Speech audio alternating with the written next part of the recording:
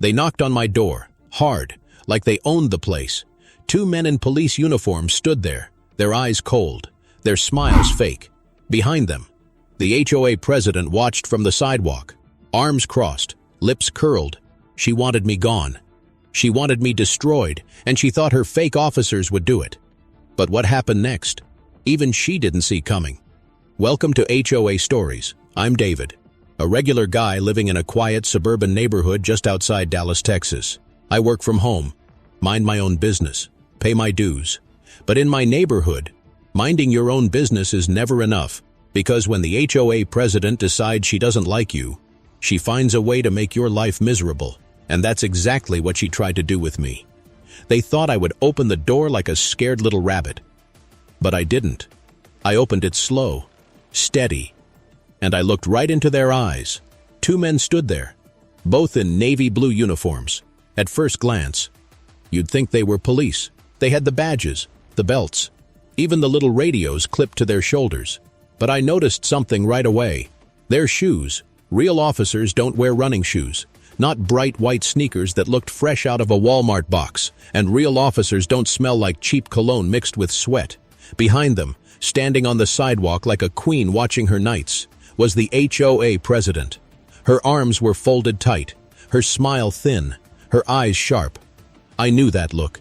She wanted me gone. "Sir, you're under arrest for violation of community code," the taller fake cop said. His voice was too loud, too forced, like a man trying to sound powerful when he really wasn't. "Violation of what?" I asked. I didn't move, didn't blink. He shifted his weight, glanced at his partner, then back at me. For disobeying HOA rules," he said, "and that's whoa." I almost laughed, because in my world, this was normal. The HOA was everything, and when I say everything, I mean everything. They controlled the height of your grass. They controlled the color of your curtains if they could see them from the street. They even controlled how long your trash bins sat outside before you brought them in.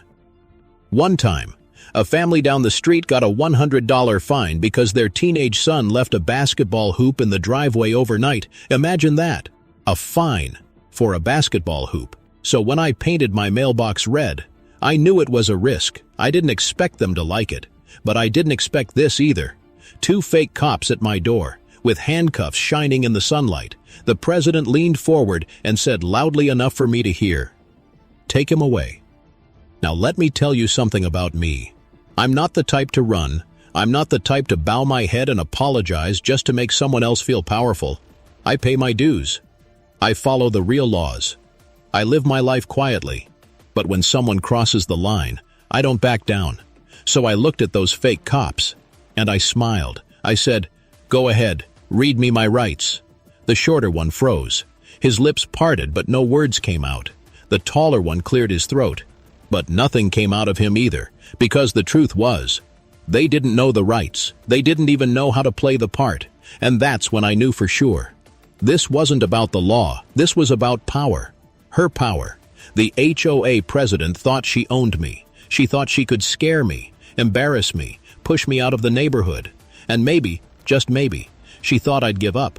But instead, I stepped forward. "Badge number?" I asked the taller one. "Department?" I asked the shorter one. Silence. I tilted my head. "You don't have one, do you?" The president's face turned red. She barked, "This is official HOA business. You can't question authority." And that's when I pulled out my phone. I held it up, pressed record, and aimed it right at their faces. "Say hello to YouTube," I said softly. The fake cops looked at each other, panic in their eyes. Their fake power started to melt, like plastic under a flame. The president shouted, "Stop recording. You're not allowed to film HOA enforcement." I laughed. "Enforcement?" I said. "These guys aren't cops. And you know it." The taller one tried to grab my arm, but I pulled back fast, and I caught the look in his eyes. He wasn't brave. He wasn't trained. He was scared. I said, "You want to arrest me? Then do it. Put the cuffs on. Take me away." And I held out my wrists. My heart was pounding. But my voice was calm, because I knew something she didn't. I had already called the real police 10 minutes before they arrived. You see, I wasn't surprised by her. I knew the president well enough to know she was going to escalate. She had already left threats in my mailbox, sent letters with big red stamps across the page. The last one said, "We will remove you if necessary." So when I saw two men in uniforms walking down the street earlier that morning, I was ready. I dialed the non-emergency number, and I told them exactly what I thought was happening. They told me to stay calm. They told me to wait, and that's exactly what I was doing. Waiting for the real law to arrive. The HOA president's smile cracked as I refused to move. Her fake cops shuffled their feet. One whispered to the other, and I just stood there, phone in hand, recording every second. Neighbors started peeking out their windows. Curtains moved. Garage doors opened. Because in our neighborhood, nothing stayed secret for long. And the sight of two cops at my door was the kind of gossip they lived for. I waved at them. "Good morning?" I called to one neighbor who stood frozen with his coffee cup. "Just HOA business." He raised his eyebrows, shook his head, and disappeared back inside. But I could see the glow of his phone through the window. He was filming too. "Good!" The president barked again. "Arrest him now!" But her voice cracked, like even she didn't believe her own command. And that's when I heard it. The distant sound of sirens, growing louder, closer, sharper. Real sirens. The fake cops froze. The president turned pale. And I smiled bigger than ever. I whispered to myself, "Showtime." The sirens grew louder, until flashing lights filled the street. A real police cruiser pulled up behind them. Two actual officers stepped out, hands on their belts, eyes locked on the scene. The fake cops stepped back, panic written all over their faces. The president tried to talk fast, to explain, but her words tumbled over each other like broken glass. And me? I just kept filming, because I knew this was only the beginning. The moment those real police officers stepped out of the cruiser, the street went silent. The fake cops didn't move. They didn't breathe. The president looked frozen, her mouth open like she wanted to scream but couldn't. And me? I just kept recording. Every second, every detail.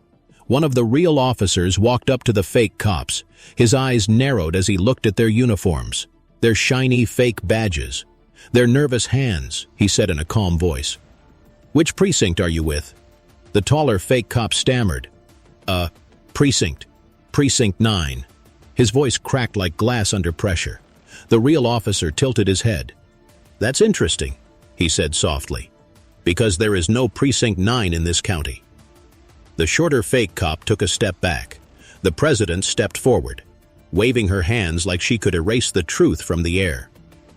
"These men are here on HOA authority," she shouted. "This is our neighborhood business." The real officer turned slowly to look at her. "Ma'am, impersonating a police officer is a crime."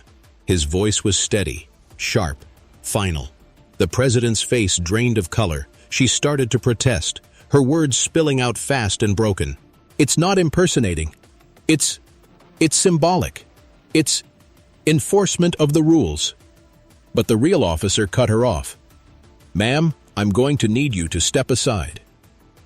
That's when the neighbors started pouring out, phones in hand, cameras pointed, whispers filling the street like buzzing bees.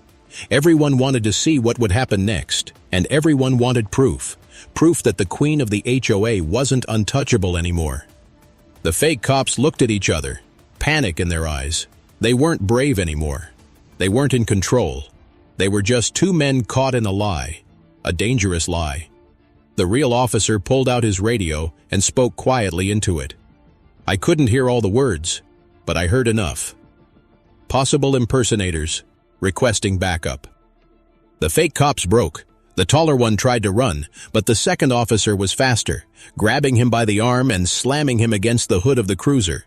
The shorter one dropped his fake badge on the ground and shouted, "I didn't want to do this. She made me." His voice echoed through the neighborhood, and every neighbor heard it. The president screamed, "Stop! You're making a mistake. This is all HOA business." But no one was listening to her anymore. I lowered my phone for a moment. I looked right at her. "You thought you could scare me," I said quietly. "You thought fake power would work, but now you're the one exposed." She glared at me, her eyes burning holes in my skin, but behind those eyes, I saw fear, real fear. The real officers pushed the taller fake cop into the back of the cruiser. The shorter one sat down on the curb, his head in his hands, and the president just stood there, shaking, powerless. Neighbors whispered louder now. I caught fragments. Can you believe this? She really went that far? She's finished. For the first time in years, the spell of fear she had cast over the neighborhood was broken. People were no longer scared of her fines, her notes, her threats, because they saw the truth. She wasn't powerful. She was desperate. The real officer came over to me. "Sir, did you call this in?" he asked. "Yes," I said. I had a feeling. He nodded. "Smart move. We've had reports of this kind of stunt before, but never tied to an HOA." I almost laughed. Of course it had to be my HOA. The officer took my statement, wrote down everything. He asked if I wanted to press charges against the president. I looked at her, trembling on the sidewalk, her little empire crumbling around her feet, and I said, "Not yet." Because I knew the best punishment wasn't legal. The best punishment was exposure. I uploaded the video that night, within hours. It spread like wildfire. Neighbors shared it. People outside the neighborhood shared it. Even local news picked it up. The headline read, "HOA President Caught Using Fake Cops to Harass Homeowner."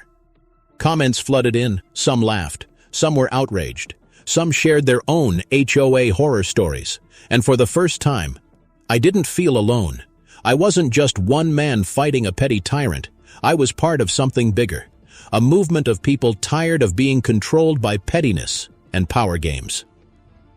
The next morning, I walked outside with my coffee for the first time in months. No note on my door, no fine in my mailbox, no glare from across the street. Instead, neighbors waved at me. One older man shouted, "Good job standing up to her." A mom walking her dog smiled and said, "We've been waiting for someone to fight back." And I realized something. I had become a symbol too. Not of fear, but of resistance. The president tried to hold on. She sent one last desperate letter to the neighborhood claiming she had been misunderstood. She said the men were volunteers helping enforce rules. She said the whole thing was taken out of context. But no one believed her because the video told the truth. Within a week, the board voted her out. The same neighbors who once whispered in fear now stood together and demanded change, and she was gone. Her reign ended not with power, but with humiliation. And me? I kept my red mailbox, bright and bold at the edge of my yard, a symbol of freedom in a place that once felt like a prison. But I still wonder sometimes, if she could go that far with fake cops, what else was she willing to do? What other tricks did she have hidden, waiting for someone else to break a rule? After she was voted out of the HOA board, I thought it was over. I thought life would finally return to normal. Quiet mornings, coffee on the porch, mowing the lawn without a warning letter in my mailbox. But in neighborhoods like mine, peace never lasts long. The president was gone. But her shadow still lingered. Some neighbors were still loyal to her, whispering that I had ruined the community, that I had embarrassed them on the news. Others treated me like a hero.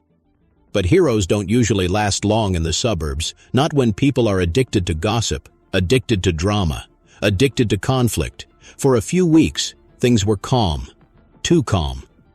Then small things started happening. At first, I thought I was just paranoid. A scratch on my car one morning, trash scattered across my lawn the next day. Little things, too small to prove, too small to call the cops. But I felt it. The pettiness wasn't over. One night, as I was taking my trash bin to the curb, I saw her, the former president. She was standing across the street, half hidden under a streetlight, watching me. Her eyes glowed with the same fire I'd seen the day she sent fake cops to my door. She didn't wave. She didn't speak. She just stood there. I tightened my grip on the trash bin handle, and for the first time in weeks, I felt the tension return.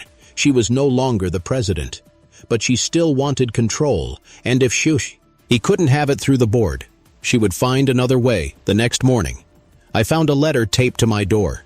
It wasn't on HOA letterhead. It wasn't official. It was just a piece of paper, written in bold black marker. It said, "Some people don't belong here." No name, no signature, But I didn't need one. I knew exactly who it came from. I laughed at first, because it was so childish. But the laugh didn't last long, because I knew what it meant. She wasn't done with me, not by a long shot. Days turned into weeks, and the small attacks continued. One morning my mailbox door was bent open. Another morning, my sprinkler system was smashed. At night, I'd hear footsteps outside, whispers near the hedges, then nothing. Always just enough to unsettle me, never enough to catch. I told myself not to give her the satisfaction of fear. But even strong men get tired of shadows, and I was getting tired. Neighbors noticed too. Some of them asked me, "Are you sure it's her?" Others warned me to let it go, to stop poking the bear, but how could I, when the bear was clawing at my front door? One evening, I set up cameras, small hidden ones, pointed at my driveway, my lawn, my porch. If she wanted to play games, I'd play too. But this time, I'd play smarter. The first few nights, nothing happened.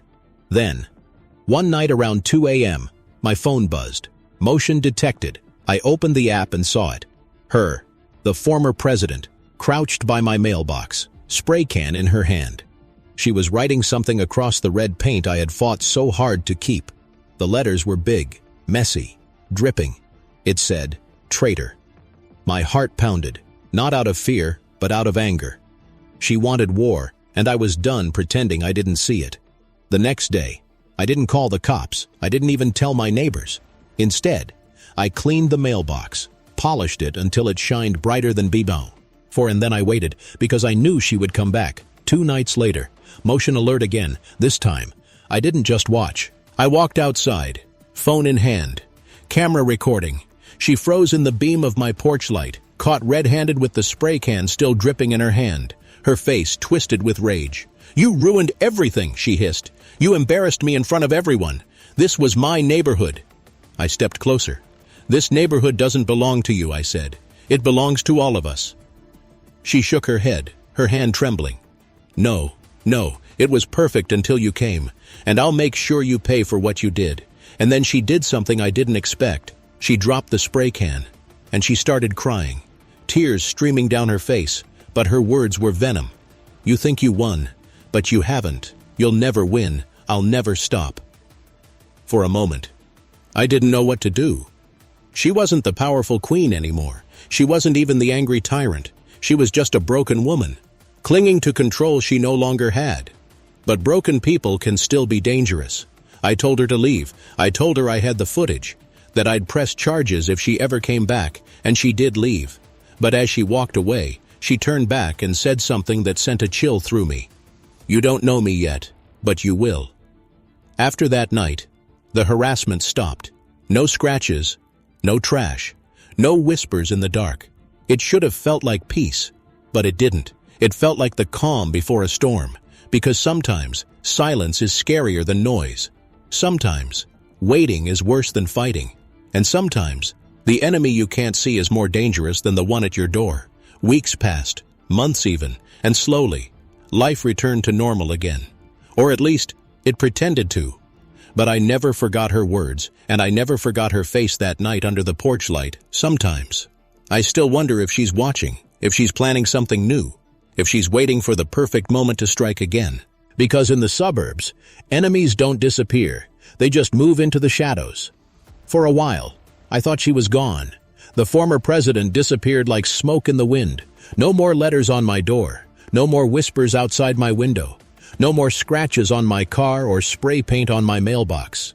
And for the first time in a long time, I slept peacefully. But in neighborhoods like mine, peace is always a trap. It started small. A flyer slipped into my mailbox one morning. It wasn't from the HOA. It wasn't even from the city. It was just a single piece of paper, typed out on cheap printer ink. The words made my stomach turn. "We're watching you." At first, I laughed. I thought maybe it was a prank, maybe one of the kids on the block trying to be funny. But the laugh didn't last long, because the next day, another flyer appeared. "You don't belong here." This time, the letters were bigger, bolder, and taped to my front door. I called a board member I trusted, a quiet man named Carl. He was one of the few who had voted against the old president. He came over that evening, stood on my porch, read the flyer. He frowned. "This isn't official HOA business," he said softly. "She's gone, but this feels like her." I nodded. "It feels like her shadow," I said. Carl looked around the neighborhood, his eyes sharp, nervous. "You need to be careful," he whispered. "Power like hers doesn't just disappear. Sometimes it spreads." That night, I couldn't sleep. I kept thinking about his words. Power spreading like a disease, and the thought hit me hard. What if she wasn't working alone? What if some of the neighbors, the ones still loyal to her, were helping? The idea made me sick, because if that was true, I wasn't just fighting her, I was fighting something bigger. The next HOA meeting proved it. I sat in the back of the room, quiet, just listening. The new president, and a woman named Karen Mitchell, stood at the podium. She was different from the old president. Softer voice, calm smile. But as the meeting went on, I noticed something. She kept glancing at a group of neighbors sitting together in the front row, and those neighbors, I recognized them. They were the same ones who used to nod and clap at every word the old president said. One of them stood up and asked about new enforcement measures. Another asked if the board could hire security for the neighborhood. Security. The word sent a shiver down my spine, because I remembered the fake cops, I remembered the uniforms, and I remembered the look in the old president's eyes when she said, "Take him away." I raised my hand and asked a simple question. "What kind of security are we talking about?" The room went silent. Karen smiled politely, but her voice wavered. "Oh, just basic neighborhood patrols. Volunteers, of course." Volunteers. The word burned in my chest. I knew exactly what she meant, and I knew exactly where this was going after the meeting. I walked out to the parking lot, and there she was, the old president, standing under a streetlight, arms crossed, smirking at me. I froze. She didn't speak. Not at first. She just let me walk closer, until the silence was unbearable. Then she whispered, "You thought you got rid of me." Her voice was calm, too calm. "But I built this neighborhood, and it will always be mine." I clenched my fists. "You lost," I said. "You were exposed, humiliated, voted out." She tilted her head, smiled wider. "Maybe I lost the title, but power doesn't need titles, it just needs influence." And with that, she turned and walked away, leaving me standing in the dark with a storm brewing in my chest. The next week, volunteer patrols started appearing in the neighborhood, men in reflective vests walking the streets at night. Not real cops, not trained security, just neighbors with too much time and too much loyalty to her. They carried flashlights, notebooks, radios that barely worked, and every time they said my house, they stopped, they stared, they wrote something down. One night, I stepped outside as they lingered by my yard. "Problem?" I asked. They didn't answer. They just smirked, whispered into their radios, and walked away. It was harassment wrapped in the disguise of community safety, and everyone knew it. Neighbors started whispering again. Some supported the patrols, others were uncomfortable, but no one wanted to speak out loud, because speaking meant risk, and risk meant fines. Notes, or worse, but I wasn't afraid anymore, not after everything I had already faced. So I did what I always do. I documented everything. Every patrol that stopped by my house, every note left on my door, every flyer slipped into my mailbox, and slowly, I started to notice a pattern. The same 3 names kept popping up in every patrol report, the same 3 neighbors who sat in the front row at the meeting, the same 3 who used to clap for her. And then it hit me.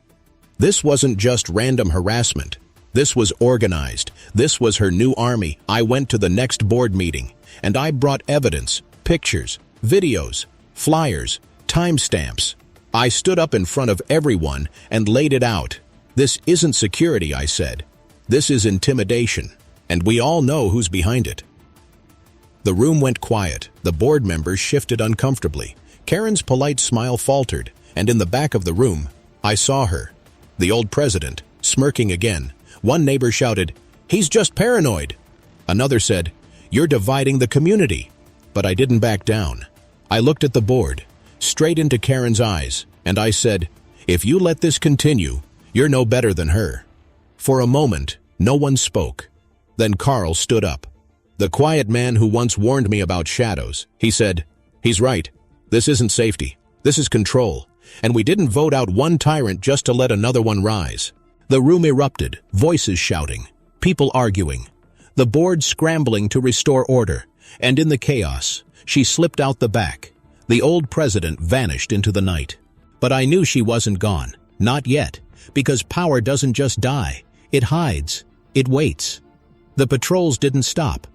If anything, they grew bolder.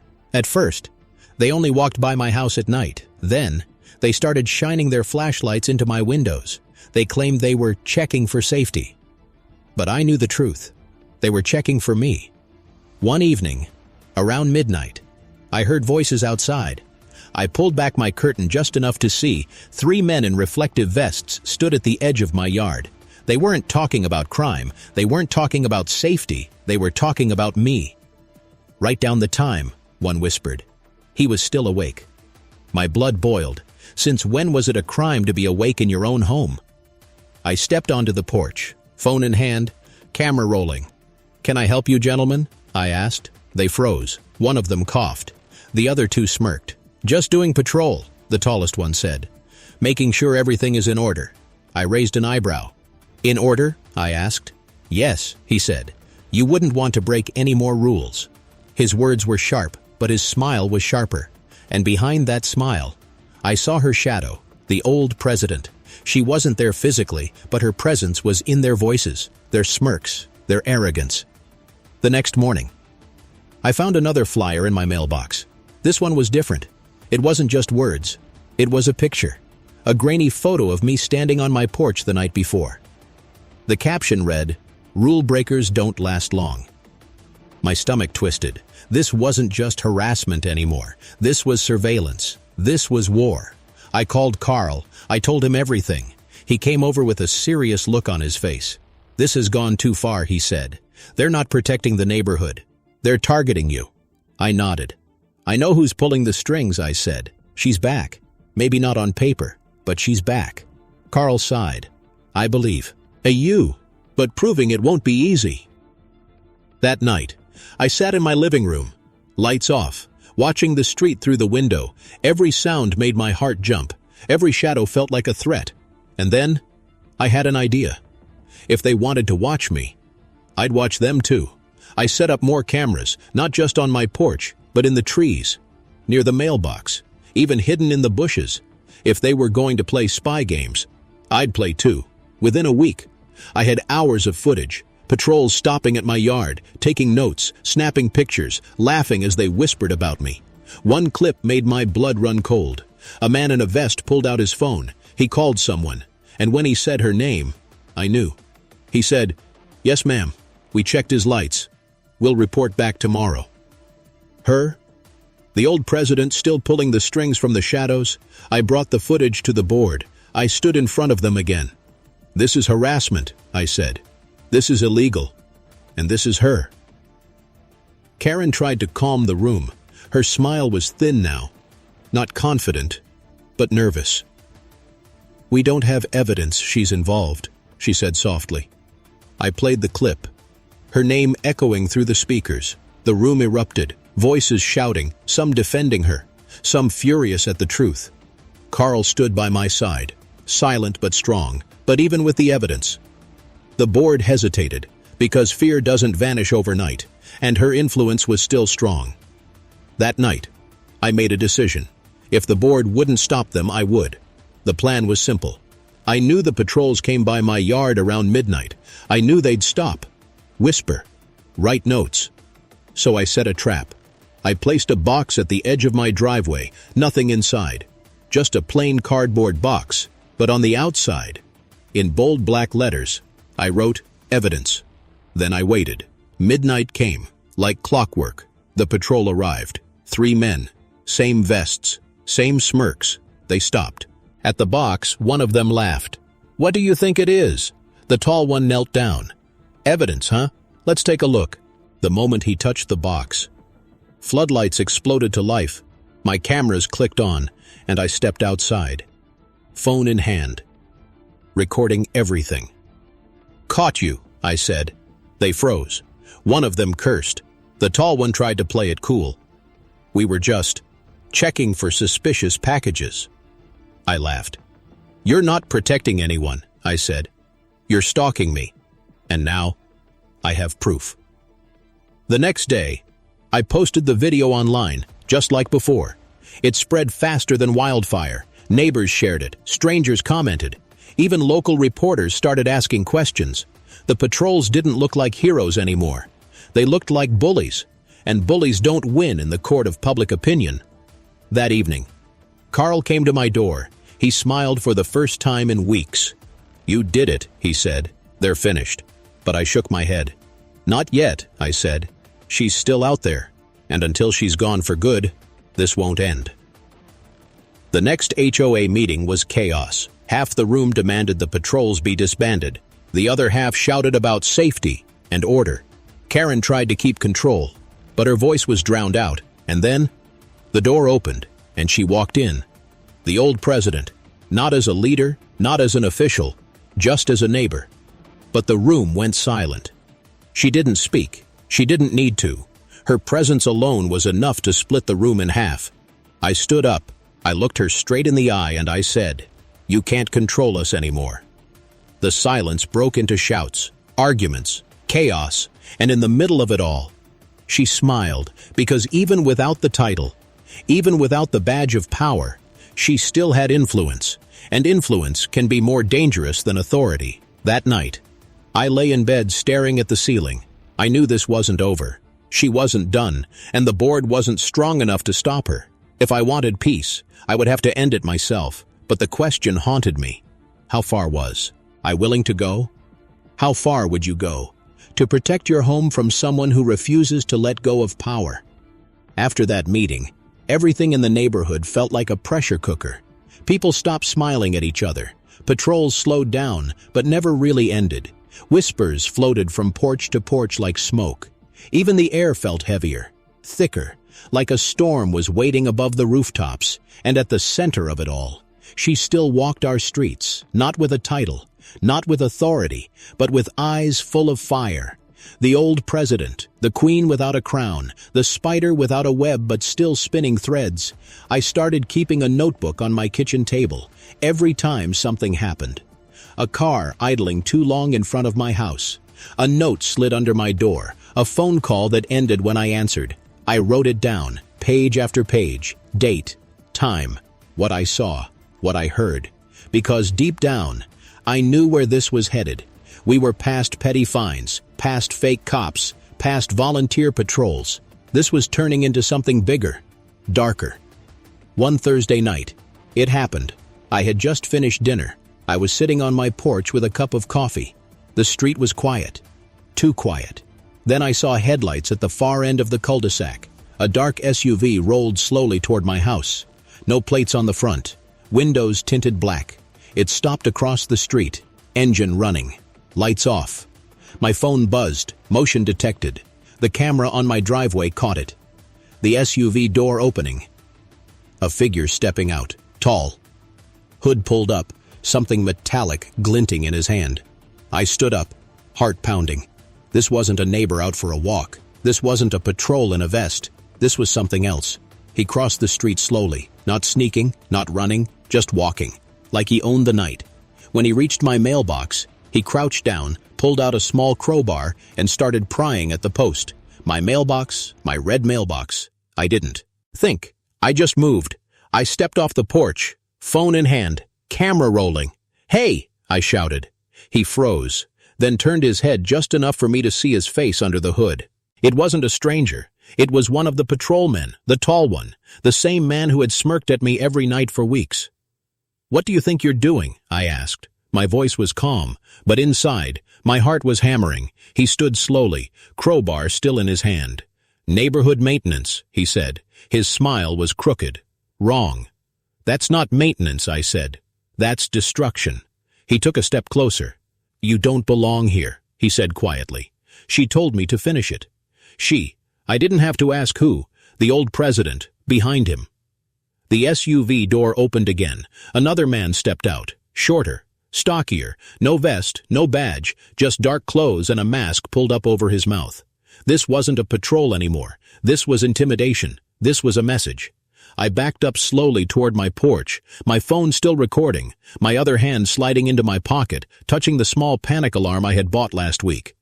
"I've called the police," I said. "Everything you're doing is on camera." The tall man laughed. "They won't get here in time." He took another step closer, crowbar glinting under the porch light. I pressed the panic alarm. A piercing siren screamed from my pocket. Lights on my porch flashed red. Across the street, doors opened. Neighbors peeked out. The second man cursed. The tall man lowered the crowbar but didn't drop it. "You think you're smart," he hissed. "You think you can beat her." "She's finished," I said. "Everyone knows what she's done." He shook his head. "She's not finished. You don't understand. She built this place. She built all of us." Then, headlights flooded the street. A real police car, sirens wailing. The two men froze, then ran. They jumped into the SUV. Tires squealed as they sped off into the night. I lowered the alarm. My hands were shaking, but my voice stayed steady. Because this time, I wasn't alone. Half the neighborhood had seen it. Half the neighborhood had heard it. The officers, too. Okay, my statement right there on my porch. Neighbors gathered on the sidewalk, whispering. Some filmed, some looked scared, some looked angry. One officer said quietly, "We've been watching her too." I raised my eyebrows. "What do you mean?" He glanced at his partner, then back at me. "She's been under investigation for months. Misuse of funds, harassment, hiring unlicensed security." I almost laughed. Of course she had. By morning. The SUV was all over local news. Neighbors posted clips from their cameras. The video of the two men with the crowbar went viral. Again. And this time, the comments weren't just about my mailbox. They were about her. About how far she had gone. About how a simple HOA had turned into a private army. People started asking questions. Reporters started digging. And the more they dug, the more they found. Funneled money, fake invoices, consulting fees paid to people who didn't exist. She wasn't just petty, she was corrupt. The board called an emergency meeting. Packed room, reporters outside, cameras flashing. Karen stood at the podium pale as paper. She announced that all patrols were suspended, all contracts reviewed, and that the board had voted unanimously to hand over documents to law enforcement. The room erupted in cheers. Neighbors clapped. Some cried, because for the first time, it felt like the nightmare was ending. But in the back of the room, she wasn't there. No smirk, no fire, no shadow. She had vanished. I drove home after the meeting in silence. The streets looked the same. Same houses, same lawns, same mailboxes, but everything felt different. Like the curtain had been pulled back. Like we had all seen the monster behind the mask. I parked in my driveway, looked at my red mailbox, and smiled. I had won, but it didn't feel like victory. It felt like survival. That night, as I sat on my porch with my coffee, I thought about everything. Fake cops, flyers, patrols, crow, bars in the dark, all because I painted a mailbox red. I laughed quietly to myself, because sometimes the smallest act of defiance can show you the true size of your enemy. For days after the board meeting, the neighborhood buzzed like a hive. Reporters parked their vans on the main road. Neighbors whispered on sidewalks and porches. Everyone wanted to know one thing. Where did she go?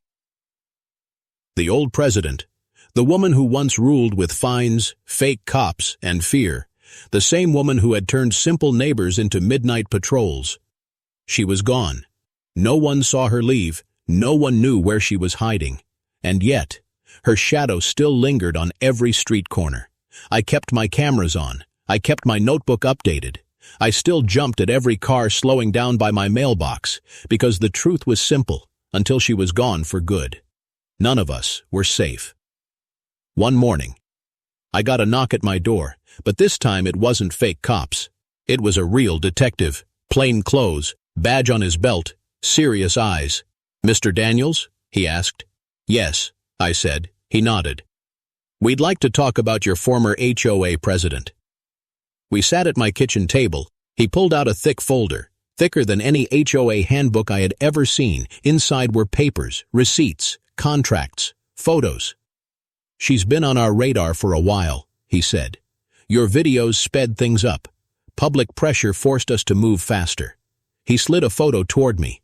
It was her, standing next to one of the patrolmen, the tall one with the crowbar. The caption read, "Unlicensed security contractor."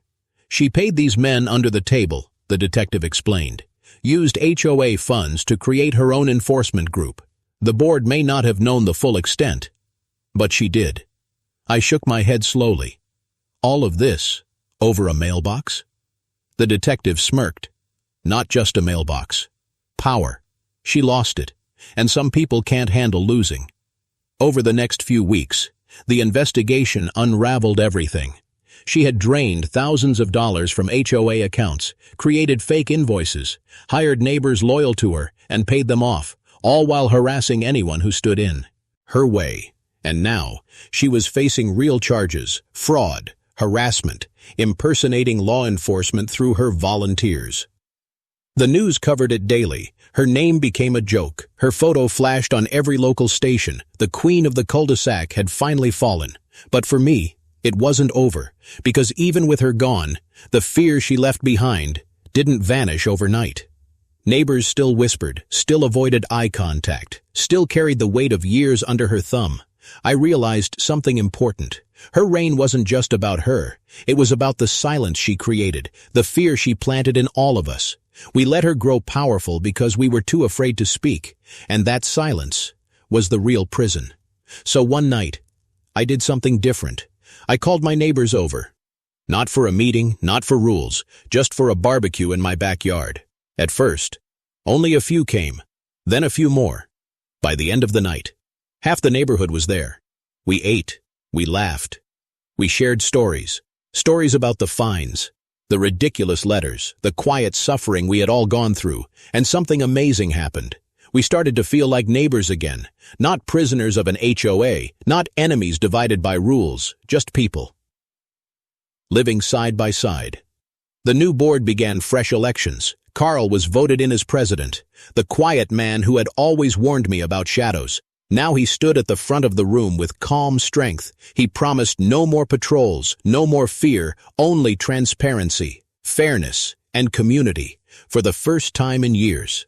I believed a president's words. A few months later, my red mailbox still stood proudly, bright and bold, a reminder of everything that happened. Neighbors started painting theirs too, blue, green, even yellow. It was small, but it was powerful. A quiet rebellion, a message that said, "We won't be controlled again." Sometimes, when I walk my dog at night, I still feel the echo of her presence. See, like a shadow slipping between the streetlights, like eyes watching from behind closed blinds. But I remind myself, shadows can't hurt me anymore. She's gone. Her power is gone.